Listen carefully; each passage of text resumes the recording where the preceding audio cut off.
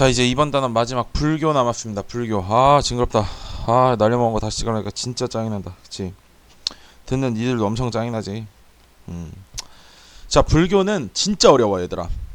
이게 니들이 뭐 이제 우리야 뭐 내신으로 배우는 거기도 하고, 뭐 니들이 얼마나 동아시아파를 선택할지 모르겠지만, 뭐 만약에 동아시아파를 선택하게 되면 정말 시험 보기 직전까지 들고 들어가야 되는 게 바로 이 불교야.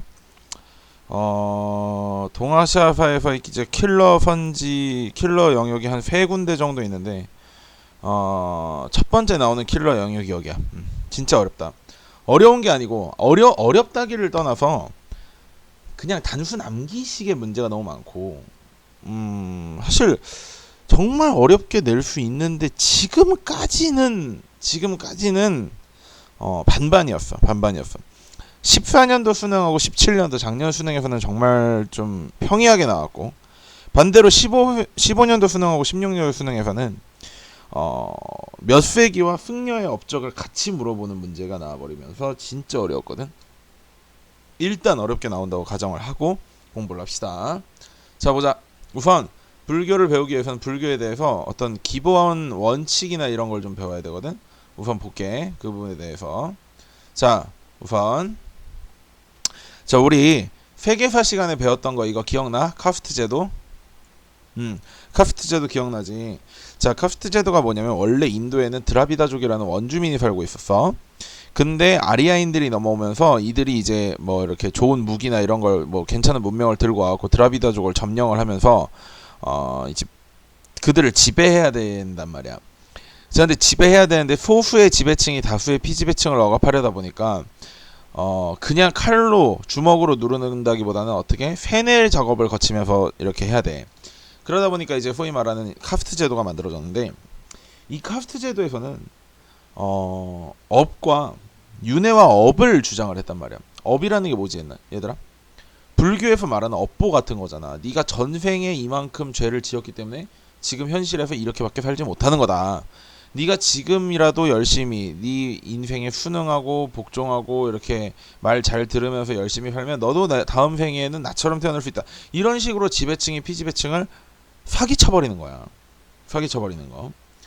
그거에 대해서 대항해서 나온 거예요. 자, 봐봐. 왜 대항을 하냐면, 자, 지금 이 인도의 카스트 제도에서는 지금 현실 세계에서 인생을 바꿀 수가 있어, 없어? 없지. 현실 세계에서 쌓은 덕은 어디에 가는 거야? 다음 생에 가는 거잖아. 그러니까 불교와 자이나교에서는 그게 다 무슨 소용이냐, 다음 생애가. 자, 우리는 이 현실 세계에서의 부조리함을 극복해내겠다 해서 소위 말하는 크샤트리아 출신의 이제 석가모니라든지 이런 애들이 불교를 만든 건데, 문제는 그 불교나 자이나교에서 주장한 건 바로 해탈이야. 해탈을 내가 단순하게 딱 설명하기는 어렵지만 우리 어떠한 느낌 같은 건 가지고 있잖아. 해탈에 대한 느낌. 해탈에 대한 느낌이 뭐지? 그래, 뭔가 이렇게 좀 깨달은 상태, 뭐 이렇게 초월한 상태, 이런 느낌이잖아. 근데 문제는 해탈까지 가는 길에서 자이나교는 너무나 지랄맞은 고행의 길을 요구한 거야. 너무나 지랄맞은 걸. 막 가시덤불 사이에 들어가 있고 거꾸로 매달려갖고 몇십 시간 동안 이렇게 깨달음을 얻을 때까지 막 고행하고 준비하고 이런 걸 하다 보니까 민중들에게 아이 씨발 뭐 해탈, 아니 현실에서 고통하는 게 싫어가지고 해탈 좀 해보려고 그랬더니 해탈하면서도 고통을 느껴야 돼. 그럼 짜증이 나니 안 나니? 나잖아. 그래서 불교가 발전하게 되는데, 불교에서는 뭐 8가지 뭐 바른 길을 통해서 해탈을 갈 수 있다고 하지만 어쨌든 최소 일단 불교는 자이나교보다는 더 쉬웠어. 자, 불교는 그래서 이렇게 두 가지로 나눠지는데, 첫 번째는 바로 이 상자부 불교야. 상자부 불교. 소승불교라고도 하는데 소승에 대한 얘기는 여기 설명해서 다시 할게. 상자부 불교는 개인의 해탈을 중시하거든. 석가모니도 가지고 있는 고뇌와 이런 거를 개인이 이렇게 수련하면서 해탈하면서 부처가 된 거잖아. 자, 상자부 불교는 일단 개인의 해탈을 중시하고, 상자부 불교에서는 부처는 신이 아니야. 예수는 신이다 아니다의 이야기가 엄청나게 많았지만 일단 기적을 보여준 게 많거든. 뭐 이렇게 눈먼 자를 뜨게 한다든지 안진뱅이를 고친다든지. 근데 반대로 부처는 그런 기적이 거의 보이지가 않아. 특히 석가모니는. 그러나 깨달음을 얻었다는 거에 있어서 보이는데, 즉 부처라는 건 원래 인간이었던 자가 깨달으면서 신이 돼버리는 거야. 부처가. 그러니까 깨달으면서 부처가 돼버리는 거야. 즉 부처는 신이 아니고 그냥 먼저 깨달은 사람에 불과하다는 거지. 먼저 깨달은 사람에게.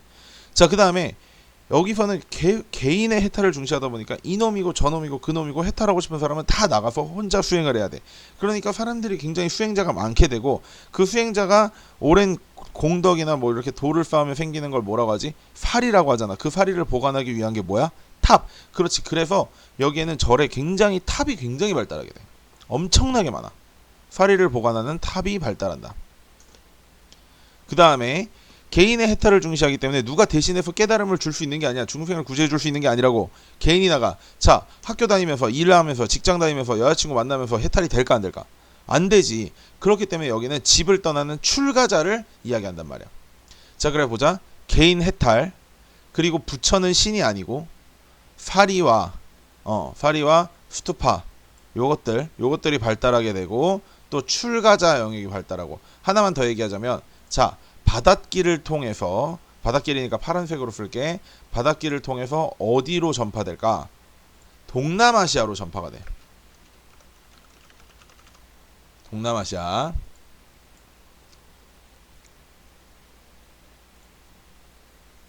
자, 반대로 이번엔 대승불교를 보자. 자, 대승불교의 시작 자체는 어디서 시작이냐면, 우리나라와 일본과 뭐 중국과 이런 쪽이 대부분 대승불교, 동북아시아 쪽이 대부분 대승불교인데, 왜 대승불교냐면 동북아시아의 불교는 국가가 들여온 불교야. 국가가 들여온 불교이기 때문에 아무래도, 야 봐봐, 개인이 해탈하겠다고 마음먹고 수행하겠다고 마음먹고 갑자기 집 뛰쳐나오고 절 뛰쳐나오고 다 뛰쳐나오고 아무 일도 안 하고 나무 밑에 처박혀갖고 보리수 밑에서 깨달음 될까 앉아만 있어. 그럼 나라에 도움이 되냐 안 되니? 안 되지. 이 대승불교도 결국, 종교라는 건 일단 결국은 사람들에게 사기를 치는 게 기본적인 목적인데, 이 여기서 주장하는 중생구제라는 건 그 사람들이 불쌍해서 중생을 구제하겠다는 게 아니고, 너희가 열심히 순응하고 너희 위치에 맞는 일을 한다면 구제가 될 것이다, 우리가 구제를 해주겠다, 이런 식으로 사기를 치는 거란 말이야. 어찌됐건 개인의 해탈을 중시한과 반대로 여기는 단체의 해탈, 즉 중생의 구제를 중시해. 단체. 그리고 여기서는 그 중생을 구제하는 대상이 바로 누구냐면 부처야. 그 여긴 부처가 신이야. 근데 여기서도 분명히 오랜 수련과 뭐 참선과 이런 걸로 깨달은 사람이 있을 거 아니야. 이런 사람을 여기선 부처로 하지 않고 보살이라고 그래. 보살. 우리 야구 보면서 하나 팬들을 보살이라고 하잖아. 하나 팬들은 깨달은 거야. 내가 응원을 하던 응원을 하지 않던 이 팀은 진다, 이렇게 깨달은 거라고. 그게 바로 보살이라고. 자, 그 다음에 여기서는 일반 백성들, 민중들에게 참선이 아니고 그 사람들은 일하고 우리가 너희를 끌어안게 중생 구제해주겠다, 대신 어떤 방법으로 중생 구제할지 알려주는, 무언가 사람들에게 가르치고 무언가를 해야 되니까, 옛날에 게르만족 애들한테 했던 것처럼, 게르만족 애들한테 성상을 통해서 가르쳤던 것처럼 여기도 불상을 통해서 가르쳐야 돼. 즉 탑이 아니라 개인 수행자는 별로 없으니까 사리가 생길 일이 별로 없어. 그러니까 불상이 굉장히 많이 발달하게 돼. 게다가 여기는 개인 해탈이지만 여기는 중생, 단체 생활을 강조하고 있잖아. 지금 단체의 어떠한 구원이나 이런 걸. 그래서 남을 위해서 산다는 이타행이라는 키워드가 보인다. 마지막으로 여기는 지금, 자, 다 때려치고 튀어나가갖고 자기 깨달음만 중시하라고 해, 아니면 집에서 열심히 다니면서 자기 할 일 하다가 나중에 중생만 구제되라고 하는 거야. 집에서 열심히 할 일을 해야지. 그래서 출가자가 아니라 재가자야. 그리고 여기는 비단길을 통해서 동북아시아로 전파가 돼. 비단길을 통해서.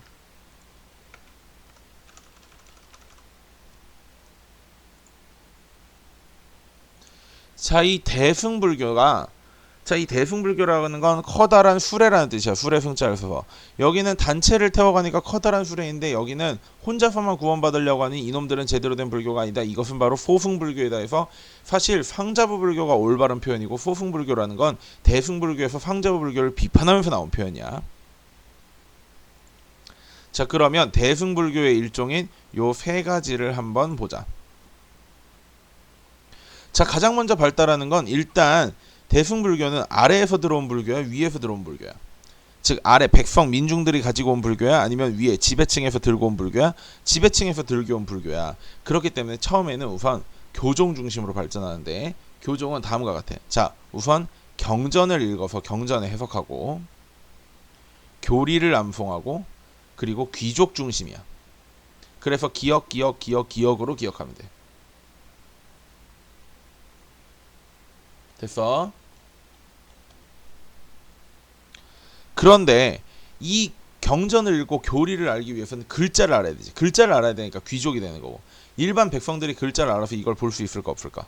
없단 말이야. 그래서 일반 백성들은 나중에 발전하게 된 뭐에 대해서 이제 끌림을 받냐면, 자, 경전 대신에 알면 100% 우리 도덕책 다 안다고 해서 도덕책대로 살아? 안 그러잖아. 실천을 중시하고 또 가벼운 깨달음을 위한 참선을 중시하고, 그렇기 때문에 서민 중심의 불교인 선종으로 간단 말이야. 이거 글 알아도 할 수 있어. 실천 글 알아야 돼? 참선도 글 알아야 돼? 아니지. 그야말로 서민이 할 수 있고, 서민 외에 또 어떤 계급들이 이걸 좋아할까? 바로 무신 계급들. 지방 세력인 호족 계급들이 이거를 좋아한단 말이야. 왜? 상대적으로 귀족보다 멍청하니까. 상대적으로. 사실 선종불교에 대해서 조금만 더 설명을 하자면, 선종불교를 만든 사람은 우리가 진짜 유명한 소림사를 만든 달마대사야. 달마대사는 이제 9년 동안 벽을 쳐다보면서 이렇게 수행을 했어. 그걸 이제 면벽수련이라고 하는데, 사실 여기서 이제 소위 우리가 얘기하는 소림무술, 소림오건 같은 것도 이런 과정에서 나온 거거든. 야, 앉아가지고 맨날 벽만 보고 쳐다보는데 그게 사람이 몸이 약해질까 안 약해질까? 약해질 거란 말이야. 그렇게 되니까 약해지니까 어떻게 되겠어? 뭘 어떻게 돼? 열심히 운동을 해야 될 거 아니야. 그래서 동물들의 움직임을 쫓아서 운동하려고 만든 게 소림오건이거든. 근데 이건 뭐 씨발 무협지에 나온 얘기니까 집어치우고. 자, 달마대사는 9년 동안 면벽수련을 했어. 근데 그 9년 동안 면벽수련을 하기 위해서 달마대사는 봐봐, 한 사람이 계속해서 벽만 쳐다보고 앉아있으면 졸려 안 졸려? 졸리지. 그래서 잠이 오지 않게 해서 어떻게 했냐면 눈꺼풀을 잘랐어. 눈꺼풀을 잘라갖고 막 바닥에 버렸는데, 거기서 이제 찻잎이 뭐 이렇게 솟아나오고 차를 끓여 먹으면 뭐 이렇게 잠이 온다 뭐 이런 얘기도 있는데, 이건 뭐 야설이니까 때려치우고. 일단 눈꺼풀을 자른 건 팩트고, 눈꺼풀을 잘랐으니까 니네 막 이제 저기 뭐야 어디 절이나 이런 데서 뭐 달마도 이런 거 파는 거 보면 레알 계란 껍질 박아놨잖아, 눈에다가. 그 이유가 눈꺼풀을 잘라내서 그런 거야. 어쨌든 그래갖고 9년 동안 면벽 수련 통해서 이제 깨달음을 얻었는데, 깨달음을 얻었다고 하니까 이제 그 사람의 제자가 되겠다는 사람들이 수구장창창창창창창 몰려와. 그 중에 이제 제자가 된 사람이 해가라는 사람인데, 원래 달마대사는 제자를 받지 않으려고 그랬어. 달마대사는 제자를 받지 않으려고 그랬는데, 해가 가갖고 나 제자 안 지켜주면 나 여기서 떠나지 않겠다 그런 거야. 달마대사 너무 빡쳐갖고, 야, 이 눈밭이 전부 다 이 흰 눈밭이 빨간 꽃이 되기 전까지는 어떠한 그 뭐랄까 너를 제자로 받아주지 않겠다 그랬단 말이야. 그랬더니 이 해가 새끼도 완전 생또라이 새끼인 게 어떻게 했냐면, 자기 팔을 잘랐어. 그래서 펑펑 눈이 오고 있는 흰 밭에다가 자기 팔에서 나온 피를 다 뿌려버린 거야. 그래서 주변을 빨간색 꽃밭은 아니지만 혈화가 피게 만든 거지. 그걸 아침에 딱 달마대사가 보고 나서는, 와, 이 새끼 대단한 새끼네, 오케이 제자 받아주면 했단 말이야. 그러고는 뭐 귤인지 과일인지 낑깡인지를 집어던지려고 하면서, 자, 이것을 받으면 너가 깨달음을 얻을 수 있다 라고 해서 해가한테 바로 집어던졌어. 해가는 자기 팔이 없다는 것도 잊어버리고 그걸 잡으려고 이렇게 했단 말이야. 그 과정에서 해가가 깨달음을 얻었대. 아, 나는 지금 팔이 없어서 이걸 받을 수가 없는데도 불구하고 내 어떤 욕망이나 욕심 같은 게 깨달음을 얻기 위해서 잡을 수 없는 걸 잡으려고 하는구나. 즉, 그러니까 헛된 욕심이구나. 깨달음을 이렇게 강제로 얻겠다니. 그런 과정에서 깨달음을 얻었대. 하여튼 씨발 뭐 하여튼 종교 이상해. 자, 어쨌든 그래서 그런 게 바로 선종인데, 선종은 그렇게 발달했고, 뭐 달마, 해가 이런 거 나오면 또 선종하고 연결하면 될 것 같아. 자, 그다음 우리나라에선 쉽게 볼 수 없는 불교 중에 일파 중에 하나가 바로 이거 밀교야. 밀교는 티베트에서 발달하게 되고, 우리가 이번 다운이 아니라 원나라에서 티베트 불교, 즉 라마교가 엄청나게 유행하기 때문에 고단원 가서 조금 자세하게 보면 될 것 같다. 자, 그럼 밑으로 내려가서 연대를 좀 봅시다. 연대.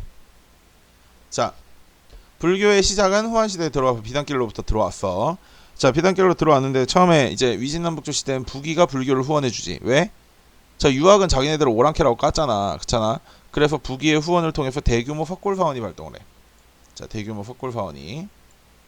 자, 뭐 여기에다도 뭐 저기 저 정도는 써놔. 뭐 비단길을 통해서 전래됐다 정도는. 뭐 두낭, 윙강, 롱마는 석골사원 이름이고. 자, 그 다음에 달마대사가 뭐를 만들었다 그랬지? 달마대사가, 그렇지, 선종을 만들었다고. 선종. 잠깐만, 아이씨, 이게 빨간 글씨로 쓰자. 좀 밑에다 쓰자. 그리고 선종. 자, 그 다음에 삼국시대를 보자. 삼국시대 고구려에서는 누가 들어왔어? 전진이 소프리망 때 전진해서 불교를 들여왔고, 백제는 침략 때 동진에서 들어왔어. 다 사색이지. 신라는 어디서 들어왔냐면 고구려에서 들어오긴 들어왔는데 한동안 공인이 되지 않고 있다가 법흥왕 때 2차돈의 순교로 인해서 불교가 공인됐어. 그리고 이제 통일신라를 보면 중대에는 왕권이 강하고 귀족 세력들이 관권, 중앙 세력이 강했을 때니까 중앙에서 펜때 좀 굴린다는 새끼들이 좋아했던 교종이 발전이 돼.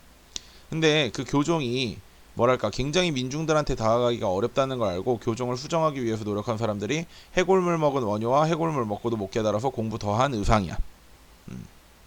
원효는 약간 밀교적인 성향이 보이긴 해. 왜냐면 나무 아미타불 관세음보살 이 두 개만 외우면 열심히 갈 수 있다고 그런 거잖아. 그치? 나무 아미타불과 관세음보살 이 두 명만 외우면, 이승과 저승을 관장하는 이 두 명의 부처 이름만 외우면 누구든지 다 천국을 갈 수 있다, 이렇게 주장하는 사람인데, 이 사람도 일단은 교종으로 봐야 돼. 그 다음에 의상 역시 화엄일승 법계도 같은 뭐 이렇게 누가 봐도 머리 제목만 봐도 머리가 아플 것 같은 책을 많이 쓰긴 했지만, 이 역시 불교의 대중화를 위해서 노력하는 사람이야. 어떻게 하면 사람들이 조금 더 불경을 쉽게 알아듣고 쉽게 이해할 수 있을까라는 걸 생각하면서 쓴 책들이란 말이야. 그런데 하대에는 교종이 아니라 선종이 강화되게 되는데, 왜? 왕권이 약해지면서 지방 세력이 강해지고, 지방 세력은 좀 똑똑한 놈들이야, 아니면 무식한데 힘만 센 놈들이야? 무식한데 힘만 센 놈들이 대부분의 호족 세력이란 말이야. 그렇기 때문에 선종이 발달하게 된다. 당나라에서는 구법승이라는 게 나오는데, 이 시대 당나라에서는 구법승이 뭐냐면 인도로 불경을 구하러 가서 직접 불법을 구한다, 이런 사람들을 구법승이라고 그래. 즉 유학파야, 유학파. 자, 일본을 볼까? 일본은 야마토 정권 때 6세기로부터 백제로부터 받아들여서 불교 문화와 아스카 문화가 되는데, 우리는 어디에 집중해야 되냐면 아스카 문화에 집중을 해야 돼. 아스카 문화에서 생긴 절이 뭐냐면 호류사야, 호류사. 그러다가 나라 시대에 또 하나의 절이 생기는데 뭐가 생기냐면 도다이사, 즉 동대사가 생겨. 아스카 문화와 호류사, 나라 시대와 동대사, 요 두 개를 좀 잘 연결했으면 좋겠어. 그리고 이후 헤이안 시대 이후에 가마쿠라 막부가 무슨 뜻이냐면 군인들이 기거하는 천막이야. 원래 군인들이 기거하는 천막에선 군사회의가 행해져야 될까, 아니면 나라를 운영하는 행정회의가 행해져야 될까? 그래, 분명 군사회의가 행해져야 되는데 일본은 군인들이 나라를 다스렸잖아. 즉 무사계급이 나라를 다스렸잖아. 그치? 그래서 막부에서 행정회의까지 전부 다 관장했단 말이야. 그러니 우리가 일본의 정부를 보고 막부라고 하는 거야. 자, 그럼 밑으로 내려가서 동아시아 불교의 특징을 보자.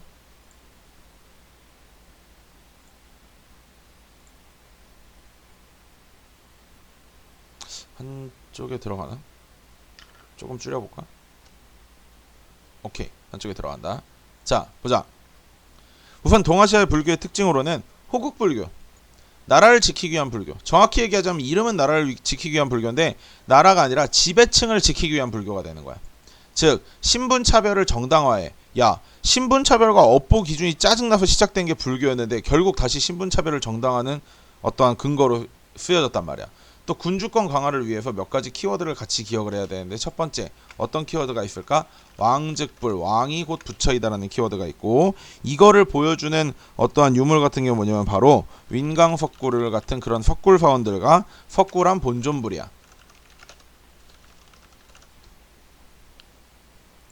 자, 우리 이 사진은 저기가 안 나와서 잘 못 봤던 건데, 이 사진 여기서 영상에서 한번 좀 다시 보면 되겠다. 우선 왕즉불이 뭐냐면 왕이 곧 부처이다. 이건 니네 한국사 시간에 좀 배웠었지. 그런 걸 보여주는 게 뭐냐면, 자, 윈강석굴이 이거고, 이게 바로 윈강석굴이고, 이게 석굴한 본존불이거든. 여기 있는 이 불상의 얼굴이 왕의 얼굴을 따서 만드는 거래. 즉 왕의 얼굴을 아는 백성들이 갑자기 불상에 가서 딱 불상에 절하고 있는데, 저것은 바로 왕의 얼굴이네, 우리 왕이 부처님 같은 분이구나, 이렇게 과연 그렇게 알아들을지 모르겠지만 뭐 그랬다네. 그랬대. 그래서 군주권 강화를 이야기하고 있는 거야. 또 선종이 발전하게 되는데, 선종은 누가 만들었다 그랬지? 그렇지, 남북조 시대에 달마대사가 만들었는데, 이거는 당나라 때, 송나라 때, 그리고 호족 세력이 득세했던 신라 하대와 무신 세력이 득세했던 가마쿠라 막부에서 굉장히 발전하게 된다. 또 불교는 원래는 그러지 않았는데 지방에 토착화되면서 각 지역별로 어떠한 특징 같은 게 생겨. 우선 중국에서는 불교와 유교가 합쳐져서 부모 은중경으로 대표되는 어떠한 불교와 유교가 합쳐진 경전들이 나와. 여기에 경은 성경, 불경 이런 식의 어떤 경전인데 부모의 은혜가 중하다. 즉 유학적 이념이 들어간 경전이 불교 경전으로 쓰인 거야. 한국에서는 어떤 개념으로 등장하냐면 한국의 토착신앙, 즉 우리는 뭐 나무꾼 얘기 나오면 판신령 나오고 뭐 길에서 뭐 잃어버리면 뭐 산에서 뭐 잃어버리면 판신령이 나와서 도와주고 이러잖아. 우리나라가 용신과 산악신이 엄청나게 많이 보이거든. 뭐 신라설화를 봐도 신라 그 저기 누구더라 박혁거세의 마누라였던 아유 씨발 이제 이름이 기억이 잘 안 난다. 뭐 하여튼 박혁거세 마누라가 계룡이라고 해서 닭 모양의 닭대가리를 한 용이 있는데 그 용의 옆구리에서 나왔다든지 뭐 그 아령 기억났다. 알영이야 이름이. 하여튼 그런 애들이 저기 뭐야 나왔다는 식의 어떤 용신 용설화가 되게 많거든. 이게 불교와 합쳐져 갖고 스님이 불법을 구하다가 뭐가 잘 안 되니까 갑자기 용이 튀어나와서 도와주고, 스님이 뭐 어디 뭘 저기 뭐야 하다가 목말라 뒤질라고 하니까 갑자기 산신령이 데려나서 뭐시 맥주 한잔 따라주고 이랬다는 어떠한 그런 신화들이 굉장히 많아. 일본은 또 어떻게 발전하냐면 신불수팝이라고, 이 키워드는 우리 이미 했었지. 그렇지? 신토, 일본의 토착 종교인 신토와 불교가 합쳐진 신불수팝이라는 게 나와. 이거의 대표적인 게 하치만이거든. 하치만은 원래 신토에서 재물신 같은 거였어. 근데 하치만이 부처가 돼서 튀어나온 다음에 하치만, 원래 신토의 신이었던 하치만을 위한 절이 세워질 정도야.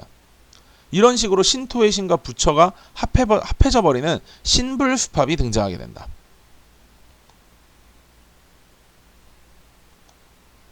자, 그래서 아까도 얘기했듯이 우선 요거는 운강석불. 그래, 이건 동대사 철불. 동대사 철불 뭔지 알지? 여기 손바닥 위에 사람들 엄청 많이 올라갈 수 있다고 한 거 있잖아. 어마어마하게 거대한 불상이야. 지금 이게 사진이 다 요만해갖고 다 고만고만해 보이는데, 자, 그 다음에 여기 보이는 이 석굴암 본존불, 요거 세 개는 뭐냐면 바로 군주권이 강력하다는 걸 보여주는 거야. 여기는 군주의 얼굴을 불상에 새김으로써, 여기는 어마무시하게 큰 불상을 만들면서 이 우리나라의 힘이 이렇게 강력하니까 일반적인 백성들은 남 있고 남잇 해서 잘 따라와라, 이런 거. 또 탑문화를 보면 자, 그 다음에 윈강석굴은 5세기야, 5세기. 이건 북이 5세기. 아까 내가 동대사는 뭐랑 엮으라고 그랬지? 그렇지, 나라문화와 엮으라고 그랬잖아. 나라문화가 몇 세기야? 8세기지. 석굴암 본존불. 자, 불국사와 석굴암은 언제 만들어진 거야? 신라의 통일이 끝나고 나라의 힘이 강하다는 걸 보여주기 위해서 만든 거야. 그럼 몇 세기였어? 그렇지, 8세기가 되겠지. 자, 그 다음에 오른쪽에 탑도 한번 볼게요. 탑도. 요거는 바로 호류사의 5층 목탑이야. 호류사는 내가 아까 뭐와 엮으라 그랬어? 아스카 문화, 야마토 정권하고 묶으라 그랬지. 그치? 호류사 5층 목탑으로서 이거는 7세기야. 호류사 자체는 6세기에서 7세기 사이에 번성했던 절이고, 이 목탑이 세워진 건 7세기. 자, 다음에 아까 구법승이라 그래서 뭐 현장 나왔다 그랬지. 우리 문술 봐야 되는 시험 읽어야 되는 책이 서유기잖아. 서유기가 삼장법사가 가서 불경을 구해오는 이야기인데, 이거의 원래 모티브인 사람이 누구냐면 현장법사야. 현장법사가 인도에 가서 구해온 불경과 불상들을 보존하기 위해서 만든 탑이 이 대안탑이고, 대안탑. 이 대안탑은 중국 탑이기 때문에 벽돌로 만들었어. 자, 오른쪽에 있는 이건 뭐겠어? 그렇지, 석가탑. 다시 말해 불국사 3층 석탑으로서 이 3층은 통일신라 때 삼국 통일을 했다는 걸 나타내기 위한 거기도 하고, 뭐 안정성 얘기도 있고 어떻게 하는데, 통일신라의 탑들은 대부분 3층이라고 보면 되고, 이거 역시 8세기겠지.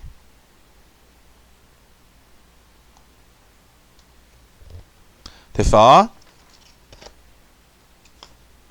자, 그러면 승려들의 활약부터 보자. 승려들의 활약부터. 자, 여기는 사실 진짜 애와야 된다. 미안해, 어쩔 수 없어. 애와야 돼. 애와야 되고, 중요한 인간들만 조금 더 찝어줄게. 그냥 강승혜, 이거 표시하는 인간들이 좀 많이 나온 인간들이야. 강승혜라고 원래 이름이 이런 것도 아니고, 뭐 강거국이라는 나라에서 와가지고 자기 성을 강이라고 하고 뭐 돌아다니면서 불법을 읊었다 해갖고 승혜라고 하는데, 뭐 오나라에서 활약을 했고, 오나라 사람은 아니야. 원래 뭐 강거국이라는 나라에서 왔다는 사람인데, 일단 오나라에서 활동을 했고, 베트남의 불경을 번역해줬던 사람 중에 하나야. 법편은 동진 사람으로서 불국기라는 걸 썼어. 달마 정도는 조금 나올 수 있을까? 남북조 시대 사람이고 선종을 만들었지. 선종을 전래했고. 우리나라에서는 거의 언급이 없는 사람 중에 한 사람인데, 이 사람 고구려 스님의 해자인데 동아시아에서는 상당히 좀 중요하게 저기 느껴지는 사람이거든. 이 사람 그 커다란 동대사 철불, 여기 이 동대사 있잖아. 동대사에 이 사람 상이 있을 정도야. 고구려 사람이었고 쇼토코테자의 스승이었어.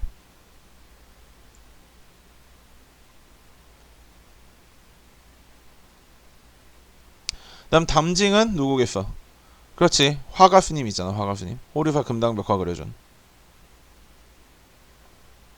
원효는 뭐 더 이상 말할 것도 없고.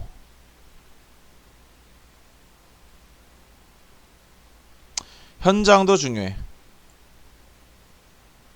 불법을 구하러 갔다 온 구법승이지. 갔다 와서 쓴 기행문이 대당 서역기야.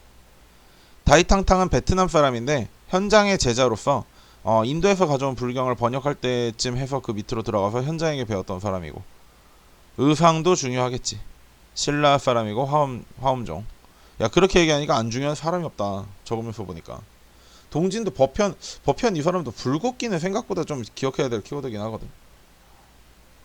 일단 감지는 세계인 할 때 한번 나왔었지. 세계인 할 때. 중국 사람인데 일본의 개요를 전파했던 사람. 우리 처음에 세계인 했잖아. 장보고 막 아베노 나카마로 막 이제 껑공북 이런 애들 있잖아. 거기서 나왔던 사람이잖아, 감지. 해초도 유명하지. 왕호천축국적이라는 어떠한 기행문. 인도 갔다 온 얘기야. 옛닌 장보고랑 엮여서 중요하다 그랬지.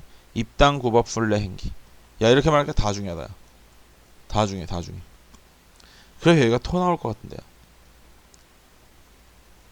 자, 이제 마지막으로 이 불교가 어떻게 우리의 동아시아 생활에 이렇게 스며들었는지를 한번 보자. 자, 우선 한자가 보급돼. 왜? 불경을 읽기 위해서 한자를 알아야 되니까. 그래서 그 한자를 가지고 그 지역의 나라 말을 표현한 이두나, 우리나라 말을 표현한 이두나, 일본 말을 표현한 가나 문자들이 발달하게 돼. 자, 불경을 보급해야 되니까 목판인쇄가 발달하게 되거든. 목판인쇄술이 발달하면서 우리나라에서는, 적어줄게. 잠깐만. 빨간 글자로 적을까? 우리나라에서는 뭐가 나왔냐면 신라에서 무구정광 대다란이경 들어봤지? 그 다음에 일본에서는 백만탑 대다란이경. 그냥 키워드 정도로만 기억을 하고 있자. 자, 그 다음에 아까 달마같이 눈꺼풀 집어 던졌더니 거기서 뭐 나왔다 그랬어? 찻잎이 피어났다 그랬잖아. 그래서 차문화가 발전하게 되고, 그 전까지는 대부분 매장하는 풍습이었다 보면 불에 태우는 시신을 화장하는 풍습이 생기고, 또 식습관에 대해서도 굉장히 변화가 많이 생겨. 식습관에서 이렇게 살생을 금지하면서 물고기하고 풀은 많이 먹는데 고기를 잘 안 먹는 게 되지. 어느 정도였냐면 고려 때 원나라 사람이 와서 우리나라에 소 잡는 법을 알려줬다고 할 정도로 그 이제 고기 먹는 문화가 정착이 안 됐을 정도고, 일본에서는 메이지 유신 이전까지 고기를 아예 먹지를 않았어. 많이 먹어봐야 닭고기 정도? 그 전까지 안 먹었고, 일본 사람들이 그래서 이렇게 몸집이 작아. 그래서 메이지 천황이 자기네들도 서양인처럼 큰 체구를 가지기 위해서 고기를 먹는 거를 이렇게 요구를 했는데, 하도 고기를 안 먹으니까 거기서 등장한 음식이 뭐였냐면 바로 돈가스야. 워낙에 고기를 안 먹으니까 고기를 튀겨준 거야. 튀기면 신발 밑창을 튀겨도 맛있거든. 튀기면 다 맛있어. 하도 고기를 안 먹으니까. 그다음 또 사회 구제 제도 같은 게 좀 나오는데, 사회 구제 제도 여기 무슨 얘기냐면 무진장, 비전원, 시학원, 이건 뭐 키워드로 등장하는 건데, 무진장이라는 거는 은행이야. 절대 다 하지 않는다 해서 막 이렇게 불교를 믿던 이렇게 절이나 그런 데서 굉장히 낮은 이율로 돈을 빌려주던 곳이고, 비전원, 시학원 이런 데도 다 병원이니 사회 구제 제도니 이런 거라고 하면 돼. 이런 게 이제 우리나라도 지금 기독교가 그렇게 존나게 까이고 있지만, 우리나라에서 교회하고 성당 없애면 진짜 사회 어떤 복지 시설 이런 거 진짜 한 반 이상이 사라질 걸. 종교는 분명히 안 좋은 점도 있긴 하지만 그런 점에서는 확실히 사회에 기여를 하고 있는 부분이 좀 있어. 그 다음에 진짜 중요한 건데, 현세 구복적 신앙이 돼. 이건 우리나라에 들어오는 모든 종교가 다 마찬가지야. 원래 종교는 정신 수양을 중시한단 말이야. 사실 원래 인도의 종교였던 그 상자부 불교는 개인의 해탈을 중시하는 걸 보면 정신 수양을 개인의 정신 수양을 요구하는데 우리나라에만 들어오면 종교가 이건 뭐 우리나라뿐만이 아니라 뭐 중국이나 일본에도 마찬가지지만 복을 비는 내가 잘 되게 현실 세계에서 깨달음을 얻는 게 아니고 현실 세계에서 등 따숩고 배부르게 해주세요라는 걸 주장하게 돼. 그게 현세에서 복을 구한다 해서 현세 구복이야. 그래서 아미타불 저승을 관장하는 아미타불 그 다음에 이승세계에서 잘 살게 해달라는 관음불 그래서 나무 아미타불 관세음 보살만 주장하면 천국을 가겠다 갈 수 있다고 주장한 누구? 원효 이런 사람도 등장하게 되고 또 아픈 게 그 옛날엔 아픈 게 제일 힘들었잖아. 동네에 의사가 있어 뭐가 있어 의사가 있다 하더라도 병원비가 얼마나 비싸. 지금 니네 의료보험이 있어서 다행이지 미국만 해도 병원 피토할 정도로 비싸단 말이야. 그런 상황에서 아프지 않게 해주세요. 가장 원초적인 걸 비는 바로 약사열애불 이런 불상들이 굉장히 발달하게 됩니다. 자 이렇게 해서 동아시아사에서 가장 족같은 과목 중에 하나인 불교를 마무리 짓고 여러분의 시험 범위도 끝났습니다. 자 열심히 공부해서 첫날 시험 잘 보고 1교시에 망해서 아니 2교시에 동아시아 보고 망해서 3교시에 있는 미적분도 같이 조질 수 있도록 노력을 합시다. 여러분 안녕.